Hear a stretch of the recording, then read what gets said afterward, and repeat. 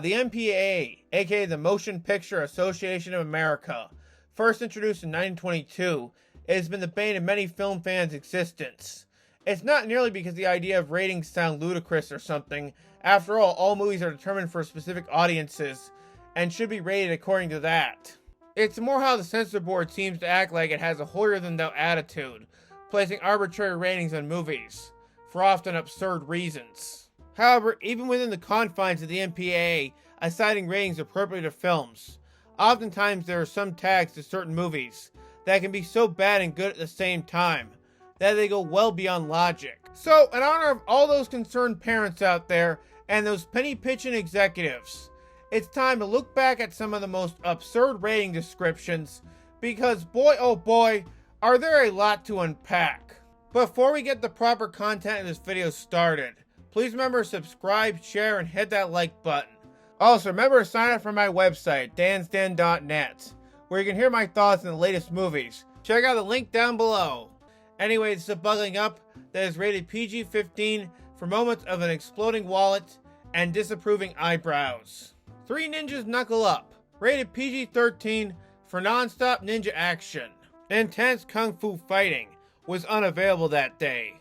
Double Dragon, rated PG-13 for martial arts violence. So, is it intense kung fu fighting or martial arts violence? Come on, pick a side. The Fugitive, rated PG-13 for a murder and other action sequences and an adventure setting. Well, this 90s Indiana Jones sequel is a whole lot more grittier than I was expecting. Twister, rated PG-13 for intense depiction of very bad weather. Your local TV geologist does not approve. 100% Wolf, rated PG for rude material, language, action, and brief cartoon nudity. With that very specific description in mind, why is this movie rated PG? Oh, it's animated, so you know, it's for the kids. Alive, rated R for crash sequences, too intense for unaccompanied children. Well, I just question people who would even bring their kids to this film in the first place. 12 Days of Terror, rated PG-13 for shark attacks. Shark attacks, just shark attacks. You don't need to say anything else. That will get me running to the opposite side of the room. The Lady in the Van, rated PG-13 for a brief, unsettling image. Oh my god, they really did it. I can't look. Wait, I want to see what it is. Oh, dagnabbit, I missed my chance. Bushwhacked, rated PG for language and a mild bird and bees discussion. Yeah, I'm at least glad to know it was only a mild one. Ice Age, rated PG for mild peril. Somebody stepped on my toes, guys. That's kind of dangerous.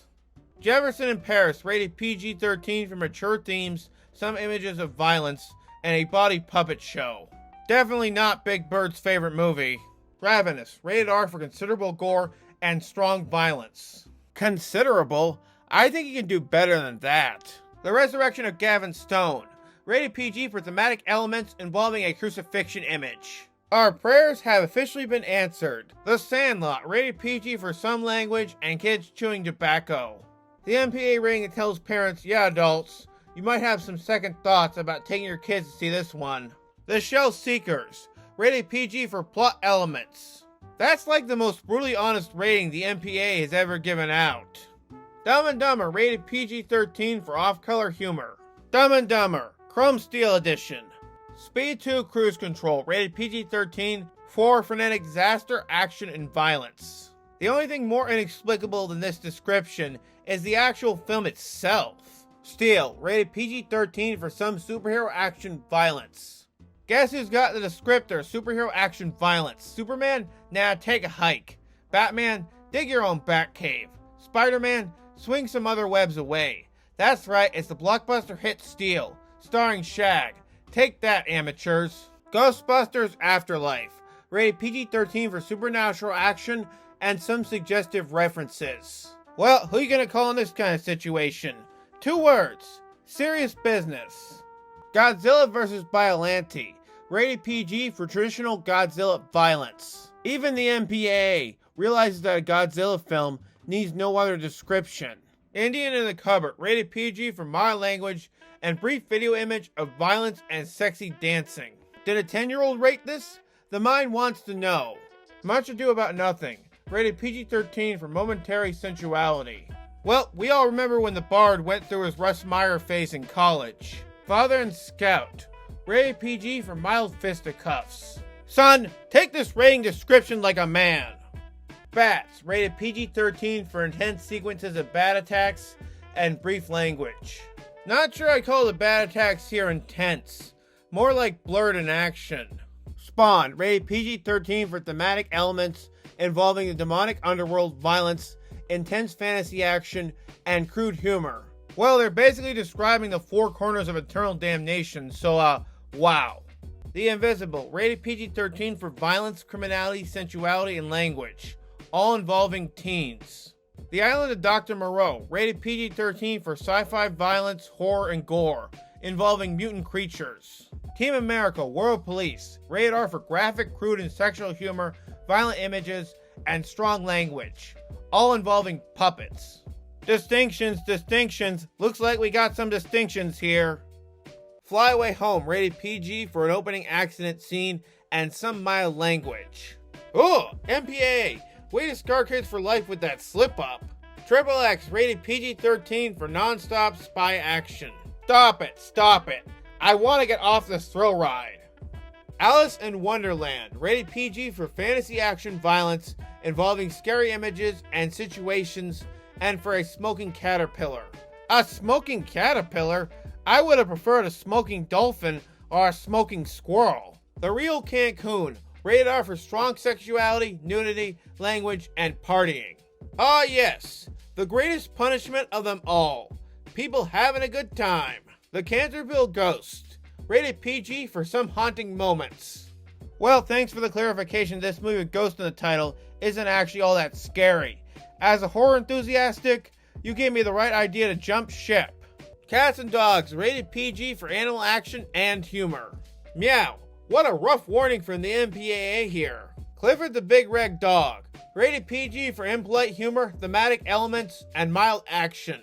I know dogs can get a bit jumpy, but this is pretty ridiculous. Charlie and the Chocolate Factory, rated PG for quirky situations, action, and mild language. Well, if this rating just doesn't scream Tim Burton to you, then I don't know what will. The Greatest Showman, rated PG for thematic elements involving a brawl. It's not a big splashy musical until two people break out in a fight. Son of Rambo, rated PG-13 for some violence and reckless behavior. If I saw this at a video store back in the day and I was some less informed basic Joe with that title and tagline and me squinting hard enough to see Rambo on the cover, I wouldn't blame you for thinking you were watching Stallone Jr. Mission accomplished, I suppose. Naked Lunch, rated R for heavy drug content, bizarre eroticism, and language. Really, when you think about it, when has eroticism in film never been kind of bizarre? It's always meant to put you in some kind of trance. North, rated PG for a few words. Yeah, well, I have a few words for this movie. It's no good. The Brady Bunch movie, rated PG-13 for racy innuendos. Hey Jim, looks like we're not in the 60s anymore. Imagine that. Rated PG for some mild language and some brief questionable beliefs. I consider that description open to doubt. Josh and SAM, rated PG-13 for kids in jeopardy. Just wait till their parents hear this description. It's in big trouble. He loves me not. Rated PG-13 for thematic elements and some obsessive behavior. Is this just a cultural difference between American and French people? Because this sounds like completely normal romantic movie behavior. Matilda, rated PG for elements of exaggerated meanness and ridicule, and for some mild language. Gah, that Matilda! She just pops my popcorn. Alien Trespass, rated PG for sci-fi action and brief historical smoking. I get the MPAA uses the historical smoking moniker a lot, but how does it even apply to an alien film unless the MPAA is full of Area 51 truthers? Kinda makes you think, doesn't it? The Age of Adeline, rated PG-13 for a suggestive comment. Oh, it's not suggestive comments. It's a suggestive comment. Like I'm not using my hands. I'm using a hand. See? Same thing. Heaven is for Real, rated PG for thematic material involving some medical situations. Hey doctor, I think I got a bad case of a ratings diagnosis. Man's Best Friend, rated R for terror and violence involving a household pet. Watch out, Cujo. Looks like you got some competition. Mary Riley, rated R for notable gore and some strong violence. It's notable, so you know that means only one thing. It's a prestigious horror picture. The Meteor Man, rated PG on appeal for children caught up in the perils of an urban environment. He's helping the committee one ratings description change at a time. Mute Witness, rated R for violence and a strong scene combining sex and violence. Sex and violence together? What is this world coming to? My Boyfriend's Back, rated PG-13 for a teen sex fantasy, zombie violence, and some language. Zombie violence? Why don't they use that descriptor more? That's like grotesquely awesome. The Littlest Viking, rated PG for Viking content. Woohoo! Looks like this rating is off to Valhalla. The Skateboard Kid 2, rated PG for brief mild language and adolescent punch in the nose. Ah, kids, when will they learn? When will they learn indeed? Jurassic Park, rated PG-13 for intense science fiction terror. The description that asks you to hold on to your butts. Are you there, God? It's me, Margaret. Rated PG-13 for thematic material involving sexual education and some suggestive material. Heavy, hefty subject matter coming through. Batman Returns, rated PG-13 for brooding dark violence. I am the Knight. I am vengeance. I am a Batman who finds this rating description completely unhinged. Well, I hope you enjoyed this video. There are so many other examples of these ridiculous MPAA ratings descriptions that I really only scratched the surface. But this was fun to do. Anyway, it's been a while since I said this. Bye-bye.